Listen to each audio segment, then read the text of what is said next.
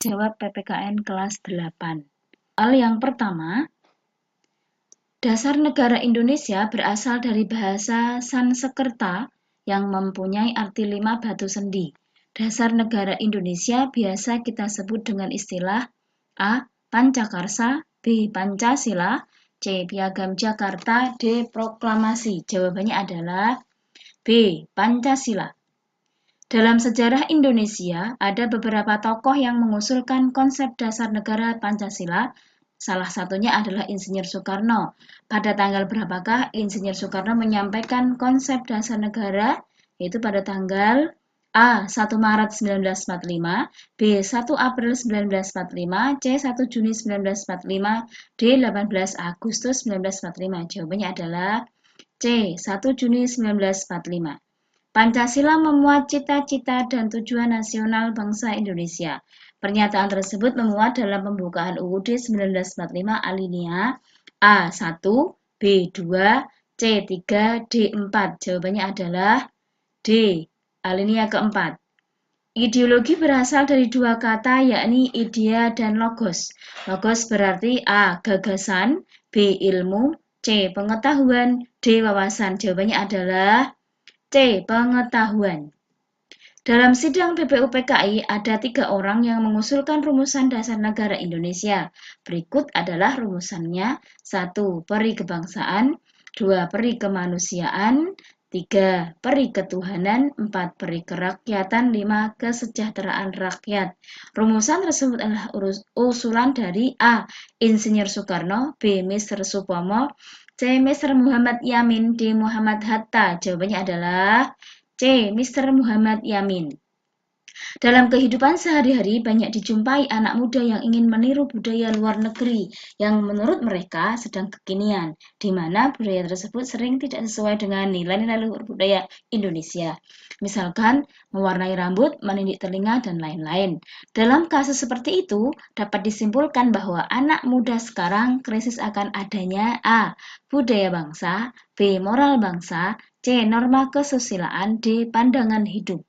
Jawabannya adalah A. Budaya bangsa. Pancasila sebagai petunjuk dalam kehidupan sehari-hari masyarakat Indonesia, baik dari segi sikap maupun perilaku haruslah sesuai dengan nilai luhur Pancasila. Hal ini merupakan arti dari A. Pancasila sebagai pandangan hidup bangsa, B. Pancasila sebagai pengontrol hukum negara, C. Pancasila sebagai dasar negara, D. Pancasila sebagai nilai luhur bangsa Indonesia. Jawabannya adalah D. Pancasila sebagai nilai luhur bangsa Indonesia. Pancasila sebagai sumber negara segala sumber hukum. Hal tersebut merupakan arti penting Pancasila dalam aspek yuridis A. Kenegaraan, B. Konseptual, C. Konstitusional, D. Kerohanian. Jawabannya adalah A. Kenegaraan. Negara berdasarkan ketuhanan yang Maha Esa menurut dasar kemanusiaan yang adil dan beradab, pokok pikiran ketuhanan dan kemanusiaan. Hal tersebut merupakan pokok pikiran yang terkandung dalam pembukaan UUD 1945 alinea A1, B2, C3, D4. Jawabannya adalah D, alinea keempat. Dalam sebuah rapat harus mengutamakan musyawarah mufakat dalam setiap pengambilan keputusan dan kepentingan bersama. Hal tersebut adalah contoh penerapan nilai-nilai Pancasila yakni A. Ketuhanan yang Maha Esa, B. Kemanusiaan yang adil dan beradab, C. Persatuan Indonesia, D. Kerakyatan yang dipimpin oleh hikmat kebijaksanaan dalam permusyawaratan perwakilan. Jawabannya adalah D. Kerakyatan yang dipimpin oleh hikmat kebijaksanaan dalam permusyawaratan perwakilan. Gambar di bawah ini merupakan salah satu contoh penerapan nilai-nilai dalam kehidupan sehari-hari yang terdapat dalam Pancasila sila A pertama, B kedua, C ketiga, D keempat. Jawabannya adalah C ketiga. Pembukaan UUD 1945 memuat suatu dasar dari keseluruhan peraturan hukum yang merupakan sumber dari segala sumber hukum, yaitu adanya falsafah negara Pancasila. Hal tersebut sesuai dengan salah satu syarat-syarat tertib hukum, yakni adanya kesatuan A. Asas kerohanian, B. Daerah, C. Subjek, D. Waktu. Jawabannya adalah A. Asas kerohanian. Proses perubahan terhadap ketentuan dalam sebuah peraturan berupa penambahan atau mengurangi atau menghilangkan ketentuan tersebut disebut dengan istilah A. Amandemen, B. Koalisi, C. Revisi, D. Supervisi. Jawabannya adalah A. Amandemen. Pembukaan UUD 1945 tidak perlu diubah oleh siapapun dan dalam bentuk apapun dan harus dipertahankan karena A. bersumber dari negara lain, B. dirumuskan oleh para pejabat negara, C. memuat sifat-sifat fundamental dan asasi bagi negara, D. sesuai dengan keinginan pejabat. Jawabannya adalah C. memuat sifat-sifat fundamental dan asasi bagi negara. Naskah Proklamasi Kemerdekaan Indonesia yang dibacakan oleh Soekarno-Hatta terdiri dari 2 alinea yang hanya berwujud garis besar. Adapun pernyataan kemerdekaan yang lebih terperinci tertuang dalam pembukaan UUD 45 alinea A 1 dan 2, B 2 dan 3, C 2 dan 4, D 3 dan 4. Jawabannya adalah D 3 dan 4. Perhatikan pernyataan di bawah ini. 1. Wilayah negara, 2. HAM, 3. DPR, 4. Pertahanan dan keamanan, 5. Lambang negara, 6. Lagu kebangsaan, 7. Pemerintahan daerah. Pernyataan tersebut merupakan hasil amandemen terhadap UUD 1945 yang ke A. Pertama, B. Kedua, C. Ketiga, D. Keempat. Jawabannya adalah B. Yang kedua. Bagian dari UUD 1945 yang tidak dapat diubah dengan alasan apapun adalah A. Pembukaan, B. Bab, C. Pasal-pasal, D. Pasal aturan peralihan. Jawabannya adalah A. Pembukaan. Usaha yang paling tepat untuk dilakukan oleh setiap warga negara dalam mengembangkan perilaku sikap positif terhadap UUD 1945 adalah A. Bercita-cita menjadi PNS, B. Bercita-cita menjadi polisi atau TNI, C. Melaksanakan isi UUD sesuai dengan profesinya masing-masing, D. Memperbanyak membaca buku tentang ilmu kenegaraan. Jawabannya adalah C. Melaksanakan isi UUD 1945 sesuai dengan profesinya masing-masing. Amandemen UUD 1945 yang terjadi pada tanggal 1-11 Agustus 2002 merupakan amandemen UUD 1945 yang ke A. Pertama, B. Kedua, C. Ketiga, D. Keempat. Jawabannya adalah D. Yang keempat. Setiap peserta didik mempunyai hak yang sama dalam hal mendapatkan pendidikan, khususnya di madrasah baik laki-laki dan perempuan. Hal tersebut merupakan contoh dari penerapan A. Demokrasi di lingkungan madrasah, B. Keadilan sosial bagi seluruh rakyat Indonesia, C. Kebebasan berpendapat, D. Persamaan gender. Jawabannya adalah A. Demokrasi di lingkungan madrasah. Pasal dalam UUD 1945 yang menyatakan bahwa Presiden berhak mengajukan RUU kepada DPR adalah pasal A. 2 ayat 1, B. 3 ayat 1, C. 4 ayat 1, D. 5 ayat 1. Jawabannya adalah D. 5 ayat 1. Dalam UUD 1945, pasal 4 ayat 1 diterangkan bahwa Presiden adalah A. Pembantu MPR dalam menentukan kebijaksanaan, B. Pengesahan undang-undang, C. Pemegang kekuasaan pemerintahan menurut UUD 1945, D. Penyusun APBN melalui undang-undang. Jawabannya adalah D. Pemegang kekuasaan pemerintahan menurut UUD 1945. Perhatikan pernyataan berikut. 1. Mengajukan rancangan undang-undang kepada DPR. 2. Menyusun dan menetapkan APBN melalui undang-undang. 3. Mengubah dan menetapkan undang-undang. 4. Mengajukan rancangan undang-undang anggaran pendapatan dan belanja negara atau APBN. Dari pernyataan di atas, wewenang Presiden dalam UUD 1945 adalah A. 1 dan 2, B. 2 dan 3, C. 1 dan 3, D. 1 dan 4. Jawabannya adalah D. 1 dan 4. Kedudukan Presiden sebagai kepala negara yang diatur dalam amandemen UUD 1945 kecuali A. Memegang kekuasaan tertinggi atas angkatan darat, laut, dan udara, B. Menyatakan keadaan bahaya, C. Pengawas atas pelaksanaan undang-undang, D. Memberi gelar tanda jasa, dan lain-lain tanda kehormatan. Jawabannya adalah C. Pengawas atas pelaksanaan undang-undang. DPR sebagaimana diatur dalam Undang-Undang Pasal 20A ayat 1 memiliki fungsi legislasi, anggaran, dan pengawasan. Fungsi legislasi adalah A. Menyusun dan menetapkan APBN melalui undang-undang. B. Mengawasi pemerintahan oleh Presiden. C. Mengubah dan menetapkan undang-undang. D. Menetapkan undang-undang atas persetujuan Presiden. Jawabannya adalah D. Menetapkan undang-undang atas persetujuan Presiden. Dalam Kabinet Kerja Pemerintahan Presiden Joko Widodo, Ketua DPR RI selama periode 2019 sampai 2024 dipimpin oleh A. Bambang Susatyo, B. Puan Maharani, C. Susi Puji Astuti, D. Cahyokumolo. Jawabannya adalah B. Puan Maharani. Dalam peraturan perundangan nasional di Indonesia tidak boleh menyalahi sumber dari segala sumber hukum. Yang dimaksud sumber dari segala sumber hukum adalah A. UUD 1945, B. Pancasila, C. Piagam Jakarta, D. Pembukaan UUD 1945. Jawabannya adalah B. Pancasila. Negara Indonesia adalah negara hukum. Adalah isi dari UUD 1945 pasal A. 1 ayat 1, B. 1 ayat 3, C. 1 ayat 4, D. 2 ayat 1. Jawabannya adalah B. Pasal 1 ayat 3.